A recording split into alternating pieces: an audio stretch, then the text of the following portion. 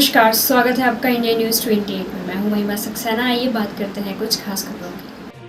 मध्य प्रदेश के रीवा में नगर निगम अध्यक्ष की कुर्सी पर भाजपा का कब्जा। 26 वोट से वेंकटेश पांडे ने जीता चुनाव। कांग्रेस की नजमा को मिले 19 पार्षदों के वोट। समर्थकों में भारी उत्साह। नगर निगम के अध्यक्ष पद का निर्वाचन संपन्न हो चुका है। वेंकटेश पांडे को सबसे अधिक मत निर्वाचन में मिले हैं। नगर निगम के 45 पार्षदों में से 26 पार्षदों ने वेंकटेश पांडे को वोट किया और वह अध्यक्ष का चुनाव जीत गए। इधर कांग्रेस की नजमा बेगम को कुल 19 पार्षदों ने अपने वोट दिए। बता दें कि पूर्व से ही अनुमान लगाया जा रहा था कि नगर निगम के अध्यक्ष वेंकटेश पांडे ही होंगे, क्योंकि भाजपा को पूर्व में ही 7 निर्दलीय पार्षदों ने अपना समर्थन दे दिया है।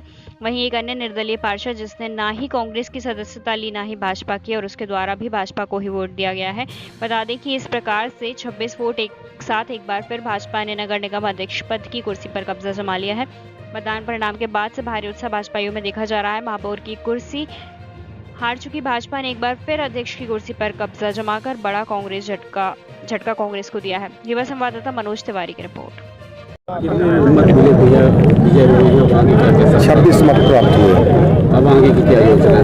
आगे वही शहर के विकास के लिए जो भी प्रस्ताव आएंगे उनको सबको पक्ष विपक्ष जो भी है, सहयोगी दल जो भी है, उनको सबको साथ में ले करके और शहर का विकास हो उस पर प्रयास करेंगे। क्या लगता है कि सहयोग मिलेगा? बिल्कुल सहयोग। क्या योजना है? योजना क्या है? योजनाएं अब देखिए, अभी तो शपथ रहा, अभी तो अध्यक्ष का चुनाव लड़े भी जीते। अब बैठेंगे देखेंगे क्या योजनाएं हैं, क्या उसका उसके बाद काम करें। सबके सहयोग से, सबका सहयोग करके किसी जी क्रॉस वोटिंग का आरोप लगाया आप लोगों। क्रॉस वोटिंग किसने की है? खरीद फरोख्त और क्रॉस वोटिंग। हमको तो कहते थे बाहर चले गए अपने, उसमें हम तो बाहर थे, हम तो रामलला के दर्शन करने गए थे। यही बोल रहे हैं कि खरीद फरोख्त किडनैप करके ले, खरीद फरोख्त करना होता तो खरीद आदमी जहाँ होते वहाँ करता है कि बाहर वहाँ जाके ओरछा में जाके रामलला में किसको ले गए थे? एक तो नाम बता दीजिए, एक नाम बता दीजिए जिसको लेके गए हो। हमारे 6 पार्षद खुद रीवा में थे, हम किसको किडनैप? सब लोग गए थे। हार की बौखलाहट है ये। अब मैं ये शब्दों का प्रयोग नहीं करूँगा। देखिए, भारतीय जनता पार्टी का जो चरित्र है, मैं शुरू से बता रहा था कि सारे पार्षदों को कांग्रेस पार्टी के लोगों के भय से, कि उनको ऐसा लग रहा था कि कांग्रेस पार्टी वोट खरीदेगी, जबकि सारे वोटरों को इन्होंने धन बल के दबाव में, प्रशासनिक दबाव में ये जानबूझ के इन्हें यहाँ से बाहर ले गए और कल रात को ये ले आए और समदरिया होटल में रुकाया और वहाँ से जैसे अपहृत लोगों को छोड़ा जाता है, जेल से कैदी छोड़े जाते हैं, उस तरह से ले आकर कलेक्ट्रेट परिसर में छोड़ा। पूरी निगरानी थी, रीवा के समस्त जितने नेता थे भाजपा के वो सब लगे हुए थे।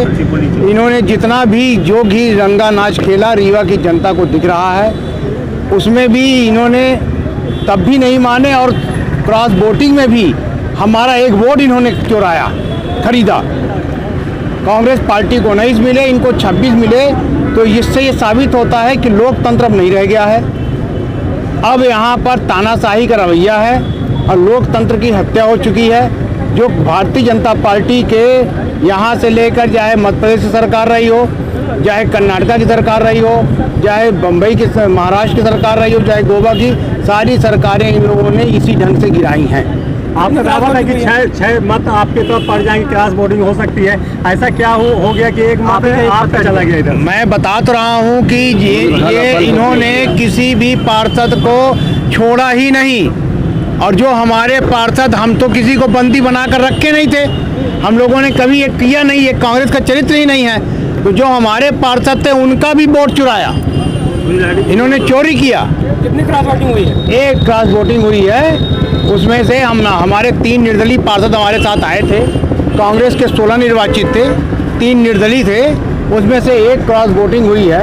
और वो क्रॉस वोटिंग है जिसकी भी हुई हो ये हमें नहीं मालूम है, पर हम आपको ये बताना चाहते हैं कि भारतीय जनता पार्टी ने लोकतंत्र की हत्या कर दी।